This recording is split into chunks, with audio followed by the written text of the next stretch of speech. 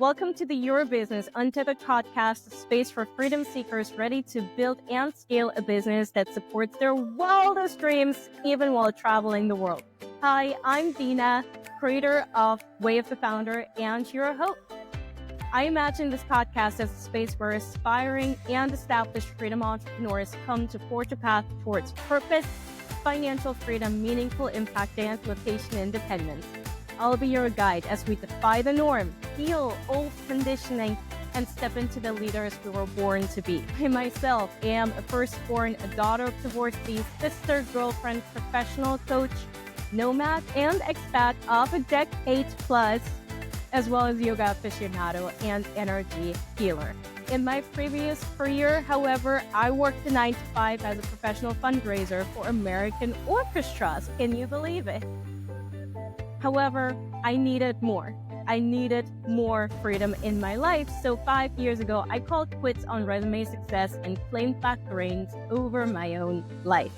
What started with a one-way ticket to Vietnam and a single backpack filled to the brim has since grown into Way of the Founder, where I've helped hundreds of clients defy and steal from the path that we're told to follow, redefine freedom, fulfillment, and success on their own terms, and build impact-driven businesses that let them live and work from anywhere.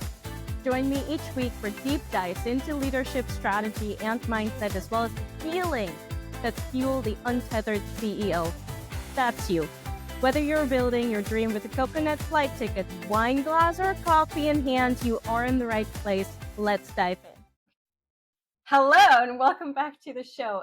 If you're a new coach who just feels a tad bit overwhelmed with all of the things you have to get done in your business in order to get your business off the ground, look no further but this conversation I'm about to have with the lovely Anastasia from Generation Nomads. We're about to dive into how easy it can be to build a business around your coaching skills and pull back the curtain on what actually makes a location-independent business go around. Anastasia is one half of the couple that some may know as Generation Nomads, a brand that helps you ditch your dull 9-to-5 and create the life you can't wait to wake up to. Anastasia is a lifestyle-first business mentor and creator of the Freedom Business Mentorship. She helps new coaches sign their first or next high-ticket clients, even if they don't have an offer yet or are starting with a small or silent audience. Her signature approach, connection-first selling, is the foundation behind her own 20K months and her clients selling 2K offers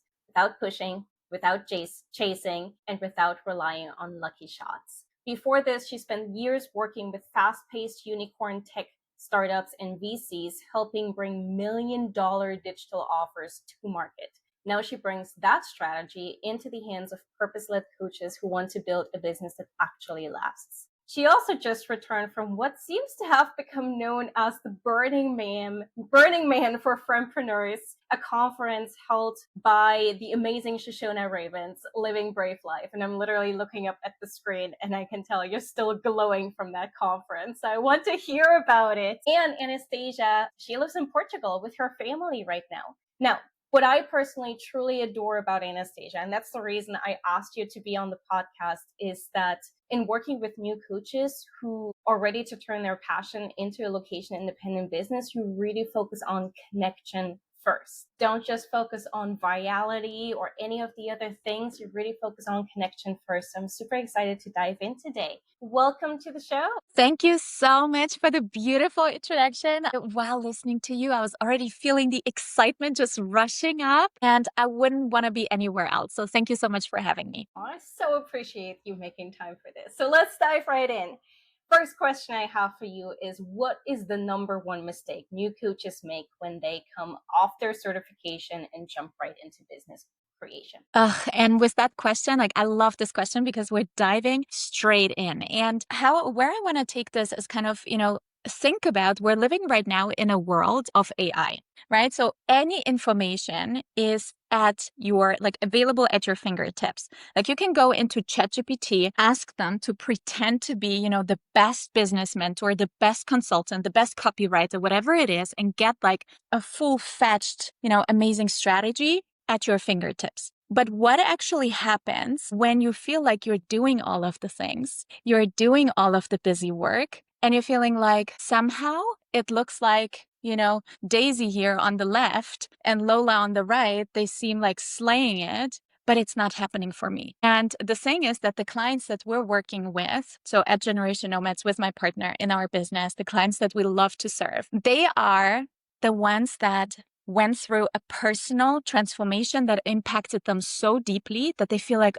I cannot keep this to myself. I have to share this with the world. So what they're currently doing is they're actually showing up. They're committed. They're not just experimenting here and there and maybe dreaming up some wild idea, although everything that they do is fueled by this big vision, but they're actually doing the work. And how that looks like is, many of our clients, they're building their businesses while still in their 9-to-5s. So before even having their first morning coffee, they're jumping on a call. They're thinking about content ideas. They're squeezing in the work during the lunch break. Sometimes they're traveling around the world, and instead of enjoying the most incredible locations they're in, they're actually choosing to sit in a cafe, show up, and actually do the job, do the thing. Sometimes, like myself, that looks like having toddlers climbing all over your over your back, and you're squeezing in that time during nap times, bedtimes, etc. So I want to just say that I know that a lot of people out there, maybe you are listening included, you're feeling like you are doing the things. It's not just that you're lacking the motivation, or kind of the drive or the work ethic, but you're feeling like, I'm not seeing the results. And what I see that happens often is that, especially beginner coaches, they're thinking, once I show up, once I am consistent, once I'm talking about the stuff that I'm doing, clients will come to me. And if that doesn't happen right away, they make it mean something about themselves and make it mean something about the potential of their business. And the mistake that results from that is thinking that the response that they're currently getting, the engagement that they're currently getting, is a reflection of how great the thing is that they have to offer. And they see it as a negative feedback and thinking like, oh, then maybe it's not for me. And they get discouraged, which is then actually becoming a self-fulfilling prophecy of not getting to where they want to go. So I think this is kind of the first thing that we're tackling, and we can go into, all of the ins and outs and how to actually strategically look at it. But I've always, everything that I do is always a component strategy, but also being very mindful of that you can have the best strategy in place. And I'm very much a strategy girl. I love strategy. I love, my roadmaps, my things, and I think they're super important. But your strategy can never outgrow your self-belief. Your results can never be bigger than what you think you deserve. So actually combining that and really putting everything into perspective, your current result, and seeing like, whatever I tried now and the results that I have achieved, however they worked out or didn't work out, it doesn't mean what's possible for me. And actually starting there and turning that mindset around and looking into it from a lens of possibility. I really appreciate that you kick us off with mindset work, right? Like, we're both nomads, and I believe you two have traveled through Southeast Asia, and, like not to pound on about stereotypes, but in this part of the world, in this lifestyle, you hear a lot of, you just have to meditate your way and kumbaya your way towards success. And if you can't get success, then maybe you're not manifesting hard enough. And that's not what we're talking about. What we're talking about is your level of self-belief and how you show up to the world as a result of what you truly believe in, and the goal that you truly see for your life to be available for you and for your lifestyle. And can you work, and can you wake up at 5 a.m. before your first morning coffee and take that first sales call, and then come home after your 9 to 5 and take another couple of sales calls, or reach out to leads, or create leads in the first place, even though it feels really hard in the beginning, even though you're doing this as a part-time job next to the job that still, for the time being, takes care of your rent and the food that you put on the table. So putting your self-belief sort of in the hands of outside results, that's mistake number one. Now, I want to know, what is the number one strategic mistake that new coaches make? And I love that you're kind of looking into that lens as well, because yes, to quickly come back to that, I do believe that's why I said it's really that yin and yang between, the masculine and the feminine energy, between actually showing up and doing the work, and also then having a place where you practice kind of your limiting beliefs and overcome those things and, look at it from a manifestation visual side. So I love both worlds. And I think it is really important, as you say, to kind of be aware that it takes both components. Now, when it comes to strategy, I think what I see a lot out there is that people are thinking that once they do XYZ, clients will come to them, especially in the beginning, and the advice that we see a lot, especially if you're somebody who is building your business online, right? Who is building your social media, who is creating your online presence, who is promoting your value and your offers, building a niche, building an audience online. The advice that we see a lot is, if you're consistent, then things will happen for you. If you're creating amazing content, then things will happen to you. The results will come, the clients will come, the clients will slide into the DMs. And then again, you're sitting there, you're putting all of your creative juices into content creation. You are trying to get viral. You're trying to build your authority, try to position yourself as the expert. You're refining your messaging, which are, by the way, all great things, and they have a place in business and they are important. But it is recognizing that, like, when you're building your business, you are in a different season than somebody who is refining their business. So in the beginning, different action steps are necessary in order to build a machinery that actually works, right? And what that involves is actually taking control, taking your faith and your results in your own hands, and not outsourcing it to some algorithm, hoping that, once the algorithm, becomes my bestie, and then, things will work for me, and then clients will come to me, to actually flip that around and say, like, well, how can I take control?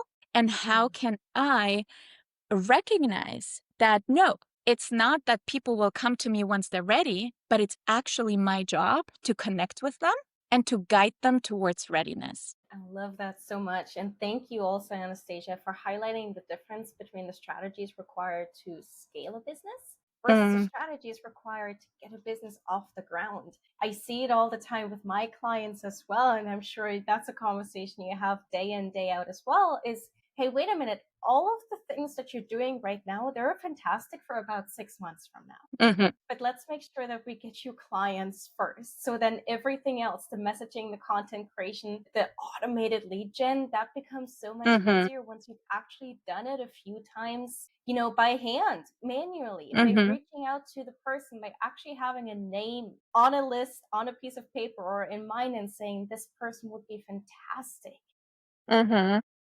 for this offer. I think I can really help this person. So I know you've built your brand around this connection first approach. And in a world where, you already said it, right? Like, there's a lot of people screaming from the rooftops about the viral hook strategies and how to get 50,000 followers within 10 days or whatever it may be, right? In a world that's full of marketing and passive income and building funnels, why is it so important for new coaches to instead lean into establishing meaningful connections? And the follow-up question to that is, how do you do that? And what I like to say, like, sometimes it feels like there is this sexy marketing advice out there. There's the sexy business advice out there, right? It's sexy to talk about virality. It's sexy to talk about passive income and about funnels and all of the things, right? But building a business is not always sexy. And, it doesn't always involve, and well, actually, I do think, those activities that are actually moving the needle, they are the ones that put you into control. And with that, they become really sexy. But what I'm trying to say is, we see the shiny advice out there. And then what I see is that clients are coming to us so often, and they're working already on their email automation. They, worked out a freebie, they're creating an email automation, and they're like, okay, how can I create this funnel? And what kind of software should I use? And all of the things. And then you go back and ask them, okay, but what exactly is it that you're doing? Like, what exactly are you offering? Who are you talking to? And so how I like to see business and how I like to see building a business is that there is a place, again, it's not that, those strategies are not important or those activities, but everything has a time and place.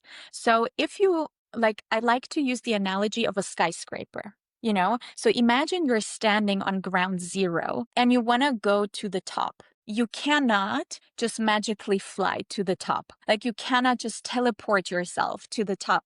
You actually, even if you're taking not the stairs, but the elevator, you have to go to floor 1, to floor 2, to floor 3, etc., etc. So you climb up the levels of that skyscraper and you go through the different stages that are necessary to actually build that skyscraper. But it all starts with a solid foundation.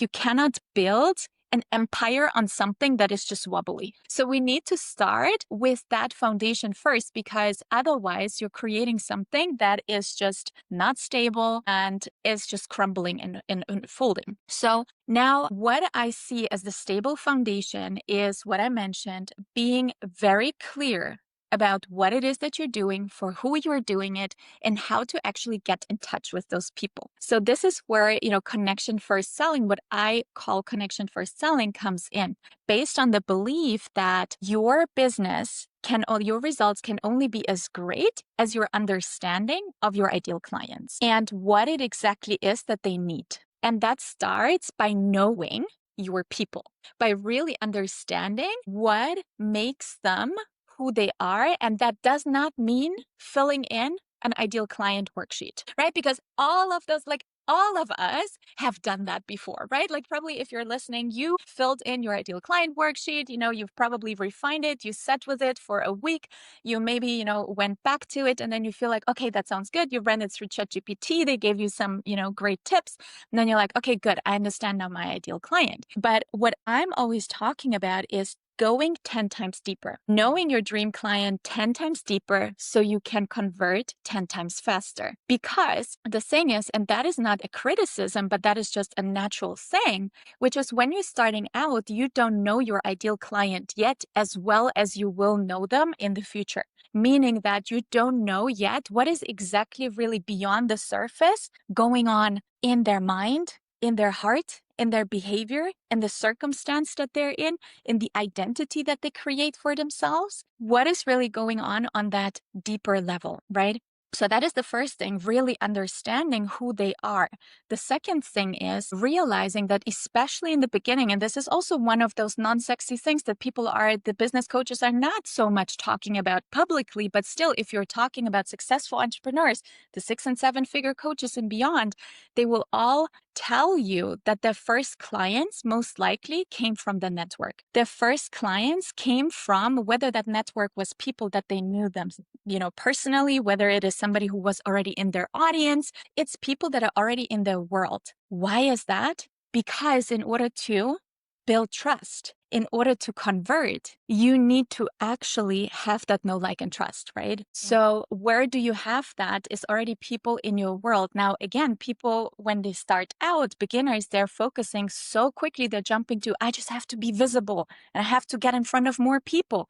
But they don't realize that it takes different stages of your business to actually get them to your client. And the very important ones are activating actually people and converting them. And that's only possible when you already built some trust, which again goes back to the point of knowing the people, knowing your ideal client. So especially in the beginning, when you don't have hundreds of testimonials yet, when nobody knows you, when nobody knows how amazing the work is that you actually do, when you're still building your authority, when you're still building your track record, you can set actually the track record by taking control of how you build trust. And that is by actively building the connection with the right people. So, you earlier mentioned, it can be as simple as sitting down with a list of, with a piece of paper and ask yourself, who are actually the people that I can think about that match my ideal client profile, that could benefit from what I have to offer. So you start maybe with the people that are already in your physical world. It can be also people in your online world, and then thinking about how can I reach more of those people. But then it's all about not just talking one to many, trying to put out content and hoping that one thing lands, but actually actively connecting with them, focusing on that connection in order to build trust, which connection first selling is all about. And then after you initiated that connection, leads that connection towards them getting excited and ready to take the next step. Does that? I went into so many things and I feel like I can You continue talking did. and talking, but I'm going to pause here. And I can't believe the level of depth and clarity and specificity you lumped into all of this. So thank you. I have a few follow-up questions though. So you said something that resonates so deeply, and that is, can we go 10 times deeper in order to grow 10 times faster? My version of this in my business is, can we slow down in order to speed up? I'd rather have you talking to 3 people that turn into 3 clients than talk to pretty much no one on Instagram and end up with no clients, right? And that connection first selling, and this is your term, not mine, but we're talking about the same thing, right? The ability to really activate your network. For a lot of coaches, in my experience, tends to feel a little more uncomfortable than just posting.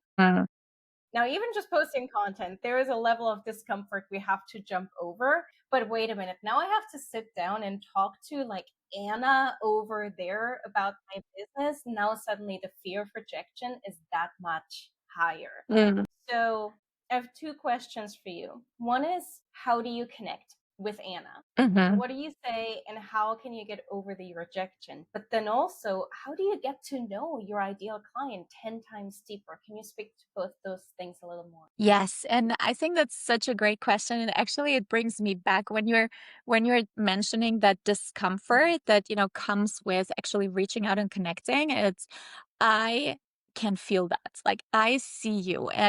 So if you're listening to this and you're feeling like, oh, that's exactly me. So I've been there. I know how it feels. And actually I have a little story about it. And that was when I first started working. So it was the earlier stages of building this business. And I was at this point where I was like, I'm posting the content, I'm showing up, I'm doing the thing. I had my little, it was back then in Amsterdam. We just launched our coaching program. It was a tiny apartment in Amsterdam, right in the center of Amsterdam. Amazing. But I had our bedroom. And in that bedroom, I created an improvised office corner. And there was my desk there. And I was just sitting there next to our bed, like cramped next to the bed. And I was sitting there every day, like showing up and doing the things and just trying to, do it and do it and do it. And I had this whiteboard behind me. And it had like 9 to 15 sometimes daily action things that I would need to do. Like every day, I was great at creating to-do lists. Like that was my hobby. Like I loved, creating a to-do list and like thinking of all of the things and then sitting there. But what I had to realize was that I was really great at hiding behind the busy work. Hiding behind the things that kept me busy, that felt like I was actually doing things, that felt like I was actually selling, that felt like, I was creating content and especially, creating content, showing up online, overcoming my fear of talking, on stories and all of that, which is, a great, like that's a whole other topic, which is also important, but, doing that, but then realizing eventually I wasn't really selling. So at that point, I was hiring a sales coach. And I was talking about exactly that phenomena. I was like, I'm showing up, I'm doing the things, etc. And then what she told me was stop posting for 2 months. And I was freaking out. I thought she had lost it because how can you, build an online business without actually showing up in your online business? That was my question. It felt like I was giving that last bit of control away from myself. Right? Which meant, showing up, creating the content, etc. What I haven't realized at that point was that that was actually the best sales strategy, the decision, the best crash course and training that I could have done for myself, because what it meant was it required me to actually take matters in my own hands. And as you said, going out and actively connecting with those people, right? So coming back to your analogy or your term, slowing down the things that you think that you should be doing to actually speed up. Okay, so to your question, how does that look like in practice? How do you now sit there and initiate the conversations? How do you actually build that connection and reach out to people? And, there I love to look at it as an analogy from in the dating world. Okay. So it's funny actually that I'm saying it because, I've been married now for several years. I haven't dated in like over a decade, beside my husband, but it's still very valid. Like the analogy is still holds. So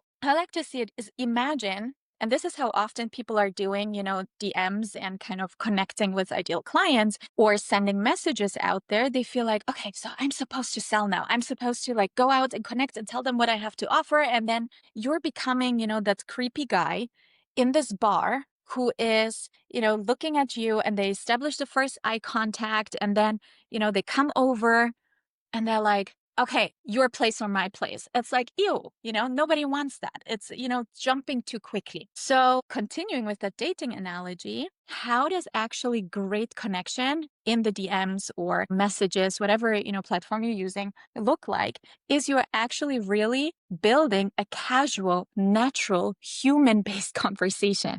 And that starts with genuine curiosity. So it starts with actually, and that comes back to the connection first point of, going 10 times deeper so you convert 10 times faster. Don't make it about yourself, but make it about the other person, because that's what's taking away often that fear that people have with, I have to now go out and connect. And that means I have to pitch. That means I have to now be perfect in how I present myself. That means I have to now completely, slay my message and prove that I'm worth their time. But that makes you focus too much on yourself and takes away from where your attention should actually be, and that is on that person. So how can you turn that around and not only do that job of you then going towards sales, but actually also making it easier for yourself, is leading from a point of curiosity, of genuinely being interested in the other person, saying things like, hey, I see you. I thought of you because of reason XYZ, and I wanted to establish this connection. So where are you right now in your journey? Whatever your niche is, right? You connected to that. So you want to start with a casual conversation, but then be intentional and strategic. And of course, that's like a whole other topic and the strategy of how you build up such a conversation, but take them through the different stages. So acknowledging that it's not about doing the pitch, delivering the pitch up front, which is one of the mistakes that I see. People are rushing it too much, and then they feel like, ugh, and now I'm being rejected. But it's actually really looking into how do you really build a genuine, real human-based relationship and focus on that. So I think that kind of went into both points a little bit of how do you overcome that fear, but also how do you go 10 times deeper to convert 10 times faster is really lead from curiosity. I love that. Thank you so much for allowing that follow-up question. I want to take you back a little bit. We've been circling around each other's orbit for a while now. And I've told you before that my partner and I would kind of look to you and your partner as like, all right, we'll be there in 5 years. But definitely I'm someone who adores you, who respects you, who looks up to you. And I know from looking up to you that you two started as quote unquote influencers. You were trying to build your blog and we're trying to figure out anyway, how to monetize that. And then from there, at some point, you pivoted into coaching, and that's when things really began to fall into place for you. So I wonder if you could just take us a little bit behind the scenes of what it was like to quit your job, try and be an influencer, notice that this wasn't working, and then eventually pull the plug on being an influencer and plug it back into being a business mentor and a coach. What was that like? Take us through that turmoil. Yes, I would love to. And first of all, thank you so much for like this beautiful kind of feedback. I'd Yeah. love to talk about that journey because indeed it has been truly a self-discovery journey. It has been also a business journey and learning so many different things on the way. And just to take you back to the beginning stages, it was, yes, we had beautiful careers. We were both in corporate, in tech, in consultancy. So, the typical thing of doing the things right, climbing the ladder, getting check mark, check mark, check mark, like all of the things. The money was great. The career was great.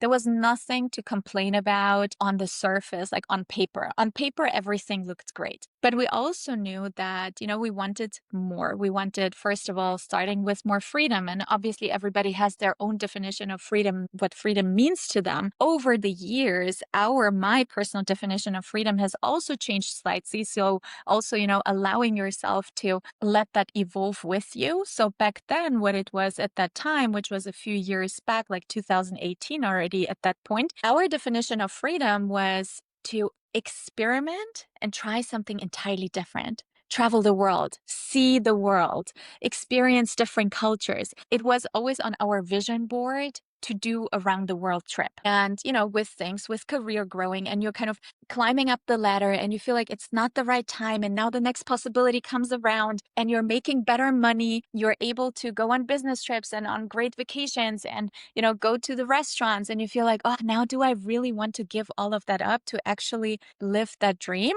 But at some point we felt like, okay, if we're not actively pulling the plug, it will not happen. What helped then, like looking back, it was really a blessing at that point. It was the most horrible thing to go through was a burnout that I was experiencing. So physically, I was just getting into a point where I was having extreme anxiety, one panic attack after another every single day, and really losing myself from always being, and that's actually what my husband, Tomer, and business partner now, he always used to tell me, oh, I fell in love with your smile and your bubbly nature. And I felt like I had lost that at that point.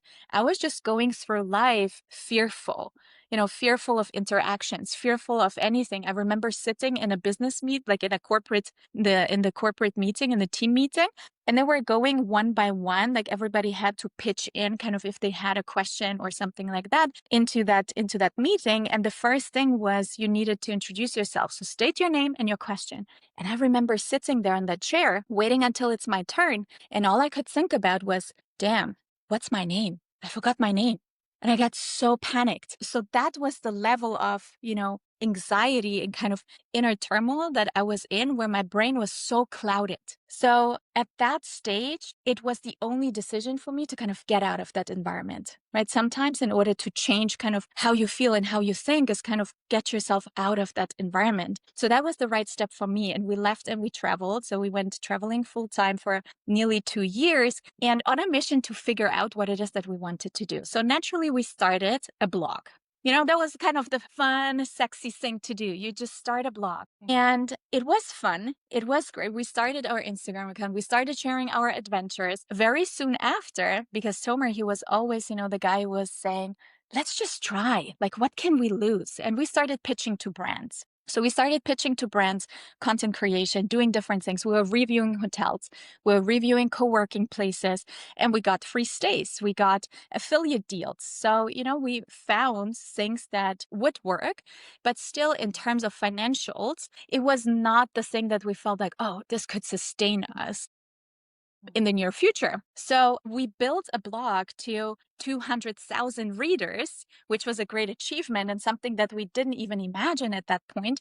But still, we felt like, okay, this will be a longer journey financially. At the same time, I very much realized at this point, I am not the girl who wants to write the 1 millionth article about the 5 things to do in Koh Samui, whatever, right? So I was like, this is not the role that I see for myself. So at that point, we realized what is actually, and that's what I think is also an important thing to think about when you're starting your business, whatever business it is, but also in your coaching business, to think about what is actually my deeper why and what is my ambition? What do I actually really want to build?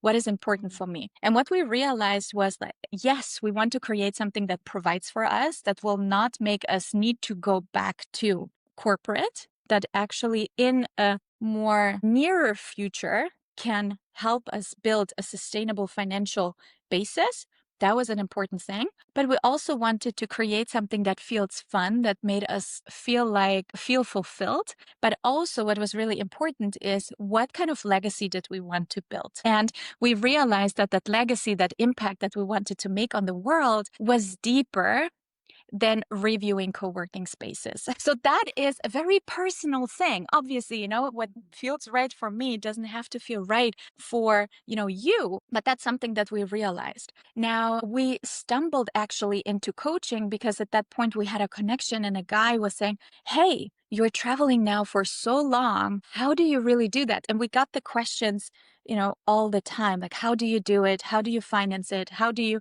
what is your story? All of the things. And then we got approached for a podcast, and actually that resulted in an offer for, like, at that point, the podcast host, he was building a course bank, and he asked us to create a course on our journey, like to teach how we did it. And at that point we were thinking, why should we sell it through him? Why don't we do it by ourselves? Like, why don't we turn that into a business? So it resulted actually from a market need, but already based on understanding that, okay, this, the travel influencing was not the right path for us. Financially, it was just something that was taking such a long time to build. And, we didn't see how we could survive on $100 a year, a month.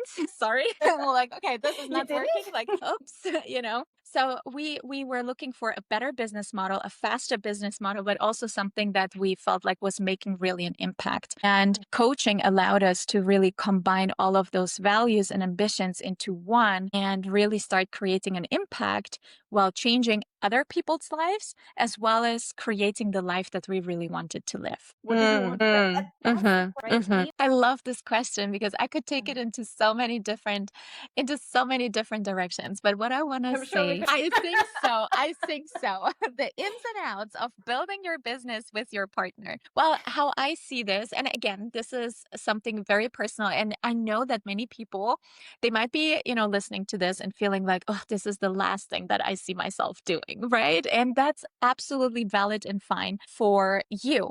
For us, it has been, I think, the greatest gift, because if you're thinking about, okay, how do you choose your partner?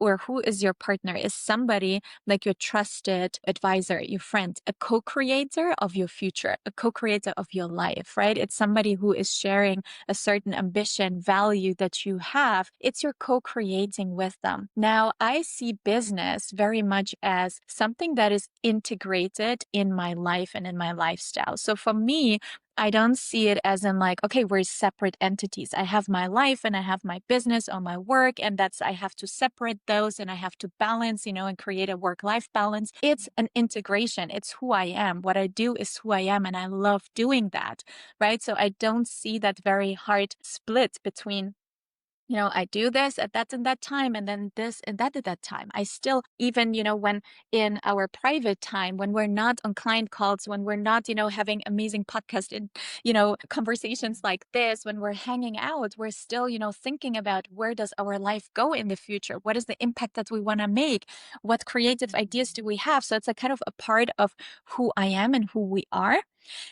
And from that lens, I see it as this greatest gift to be able to do and grow something that is so impactful with the person you trust the most and the person you can rely on the most. Because, building a business is not a walk in the park. It is the greatest, thing that you can do. I mean, it is the best, I think, therapy session that you can have for yourself, the biggest journey. But it is something that comes with ups and downs and with really with challenges, with growth. And growth is very often not comfortable. So you want to have a network around you, a circle that is able to hold you when you're going through those things. And for us, it has been really the biggest blessing to be able to do that together with somebody that actually knows you the best, knows your strengths, knows how to support you, when to support you, in what ways, and really, again, building something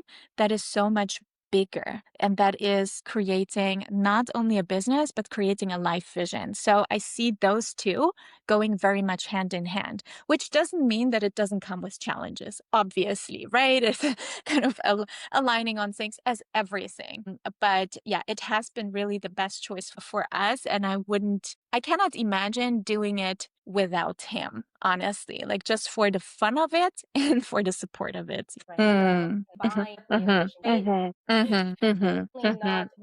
Such an important question, because something that we're not talking as much, or as much as we should actually, is that leader. So I loved actually the term that you were using. You were saying newly born leaders. I love that. It was immediately like, oh, yes, yes, yes. I love that. Now, if we're looking at leaders go first. Leaders are doing the things that are difficult to do. They are paving the path. And so when you're a leader who is paving the path, it's only natural that you don't know what that path is because you're walking it for the first time.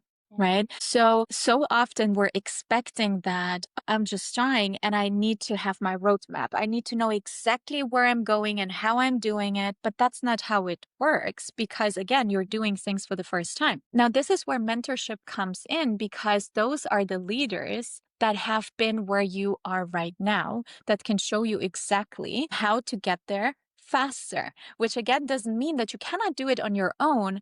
But the question is not, can you do it on your own, but why waste your time on figuring it out, spending years and years, really what it can very realistically take to actually learn something that you can learn within a month. So that's the first thing, like the strategy part of figuring things out. And no, again, ChatGPT and AI cannot be your business mentor, right? Because it really involves understanding what is that path for you. Because yes, there are universal business principles, but business is a very personal, unique journey. So advice that works for person X may not be the best path for you. So actually having somebody with experience that can look at, where you are right now and evaluate what is the best path is so much worse. Like, it's like, baking a cake. Like if you are now asked to bake a cake and you have never baked a cake before, you can actually know, like, oh, probably, some sugar will go in and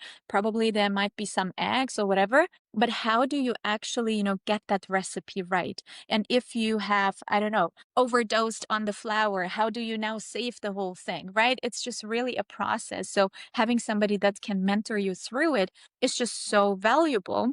That's from a strategy point of view. The other piece is, and we talked about it in the beginning of our conversation, right, was self-belief and the identity that you see for yourself, the possibility that you see for yourself. So believing in yourself. And in the beginning, it's only natural that, you allow kind of your limiting beliefs or the things that, maybe happened in the past, your past narratives, whatever it is, to define what you think is possible for yourself in the future. And if you don't see immediately the results that you want to be seeing, it affects your energy and how you show up. If you're promoting a masterclass or whatever it is, or you're reaching out to people and they're ghosting you, or people are not signing up to your masterclass, and you're showing up in front of an empty room, a Zoom room, then you're like, okay, so what's the point, right? And you actually show up from that energy, which then attracts the results, the negative results that you don't want. So what I always like to say to our clients is, you can borrow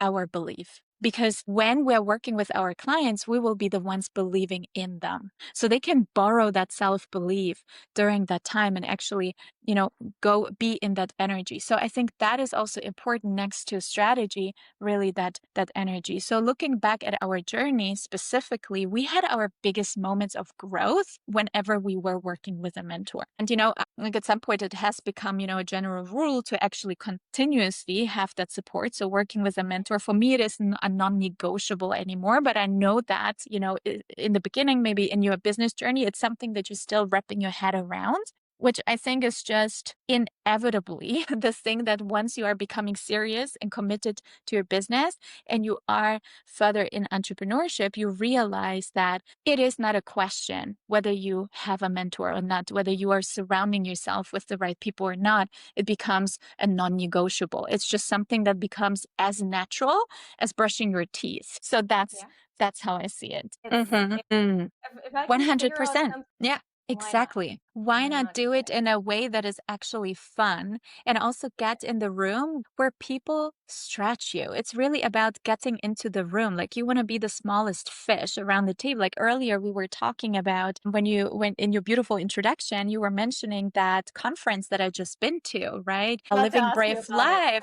Yes, Living Brave Life. It was being in the room with 1,000 other female coaches. And, so many of them were on stage and they were making multi 100K months. They were making multiple millions. So looking at those and actually realizing that, you know what, they're not so much different than me. And they may have, just learned more things, experienced things, tried different things than me and overcome certain mindset patterns. So really getting curious and what makes this person different, or where is this person maybe further ahead to me, like that can actually show you really interesting patterns and areas of growth. So you want to be in rooms where you actually know the least, right? And that's where mentorship containers, where you connected with other people that are striving to accomplish the same thing as you, to have people to really inspire each other, but also having people that are already further than you and mentors that can guide you. I think this is just something that you cannot miss if you want to grow. That stretch.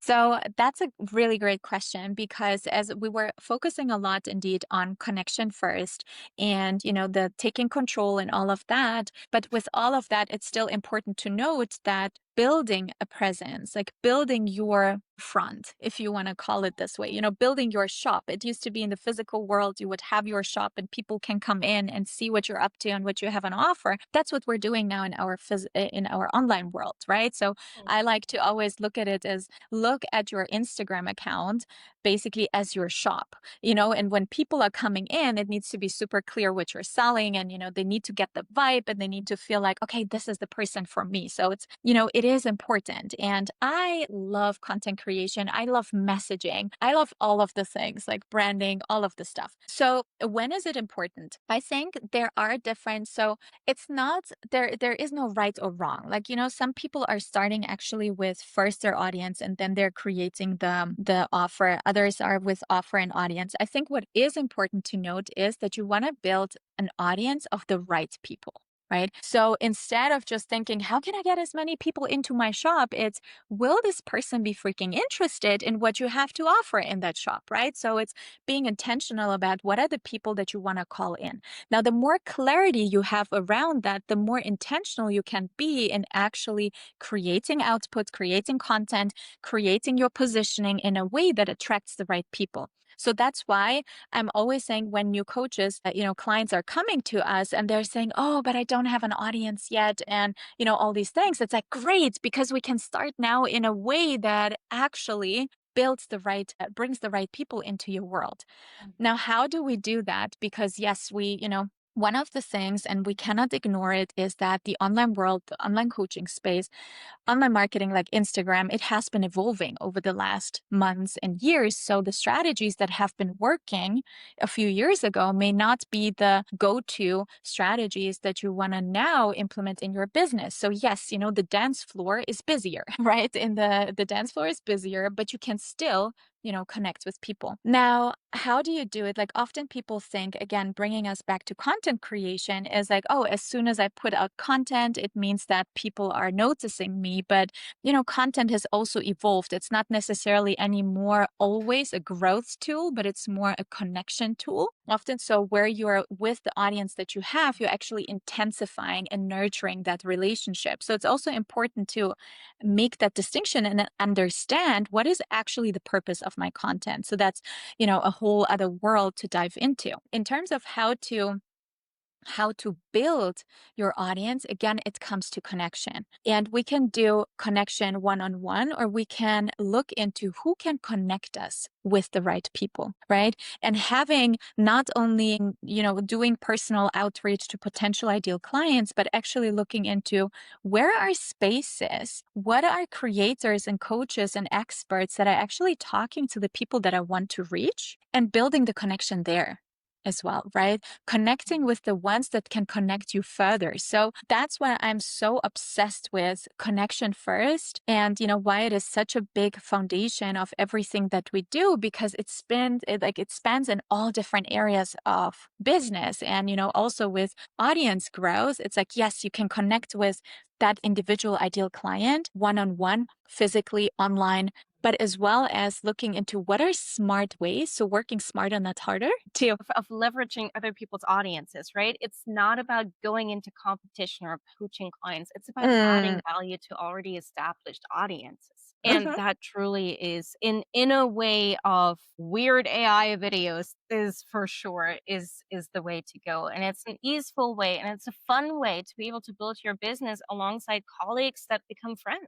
100%. So, wrapping up, Anastasia, I'm curious, what's on the horizon for you? So many exciting things. And actually, we just had the other day a strategy session, because that's one of the fun things. Like, when you're building a business with your partner, like Mondays are our CEO Mondays. So, how Mm. that will look like often is we're grabbing a nice coffee somewhere. Sometimes that involves a walk, a beach walk, whatever, like sitting in a nice cafe. At this time, we're very traditional upstairs in our home office in front of the whiteboard, and actually really like grinding through it. And that was part of like a follow up of on Sunday, we had a 3-hour conversation in the evening after bedtime. Our daughter was already in bed, and we were just masterminding things, and we were up until almost midnight thinking about what's next for us. And the things that are coming, I'm just so excited. So one of the things, I cannot share so much detail around it, but there will be something physical, like a physical product coming from our side, which is really exciting. And it's something that we see in the hands of all coaches. Like, that's our vision, because our vision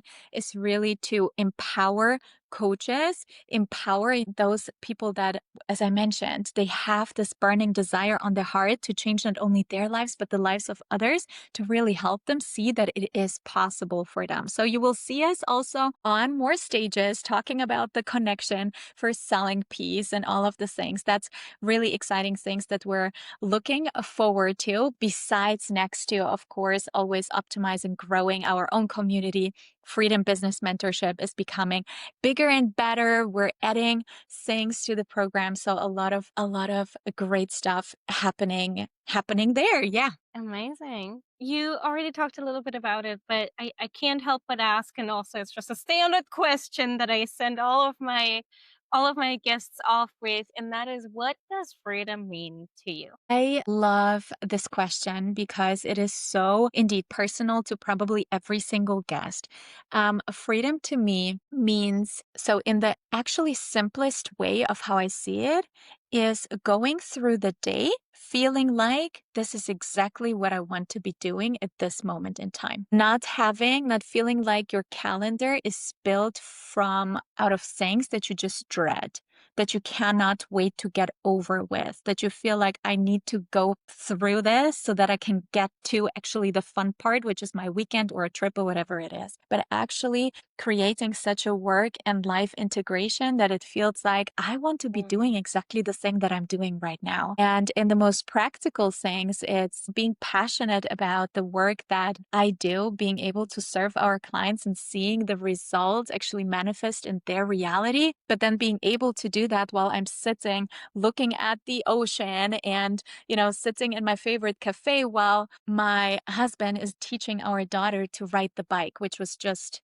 I think Monday or Tuesday. That was our date. So I think that's what freedom is to me, really that absolute choice and feeling that I am right exactly where I am right now. I love that. Anastasia, how can people plug in to work with you? Yes, so I would love to connect with everyone listening over on Instagram. Love getting to know you. So please go ahead and find us on Generation Nomads. So it's at Generation Nomads on Instagram.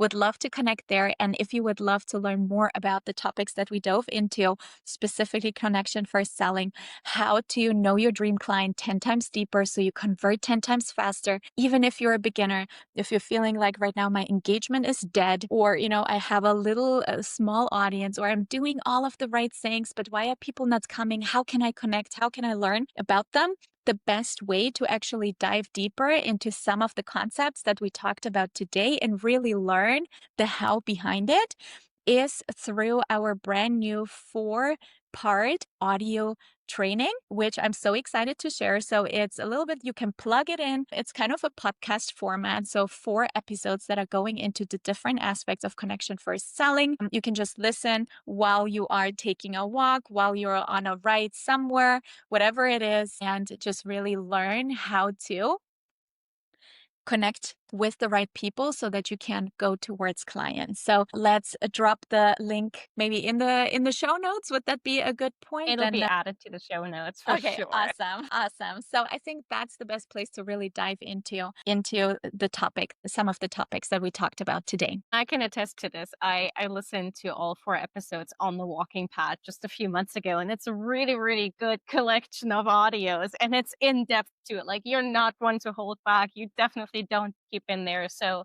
it's a good audio partner if you're on a beach walk or on the walking path like I was. It's a really, really good audio to listen to. I am so thrilled and so grateful to you for having made time to hop on and just have a chat. I mean, part of why I have this podcast is to give myself an excuse to ask all of these questions that I would normally want to ask you anyway. And now a whole bunch of people get to listen in on this. So thank you for doing what you do in the world, for being so incredibly intentional about it, and for bringing a part of your work to my audience as well. I truly appreciate you as a human, as a friend, as a colleague, as a business owner, as a coach. Thank you. Thank you so much. I had so much time diving into all of the things with you. Thank you for the questions. It's been amazing to share the space with you and the energy with you and 2 more. So thanks so much for having me. You are so welcome. Until next time, and to the audience, as always, go ahead and create more freedom today than you did yesterday. I'll catch you next week. Bye-bye. Thank you for listening to the podcast, Your Business Untethered, hosted by me, Dinat, creator of Way of the Founder. I love hearing from you, so please drop me a DM on Instagram sharing your insights from this episode. And if you are ready to take the leap, my free guides, Plot Your 9-to-5 Escape in 7 days, and the Freedom Business Scorecard are in the show notes for you to grab. This episode created change for you? Please leave a review and be a friend and share this with a friend or colleague that you love. Until next time, please wake every day, seize the day, defy the norm, and create your very own type of freedom. I love you. I do mean it.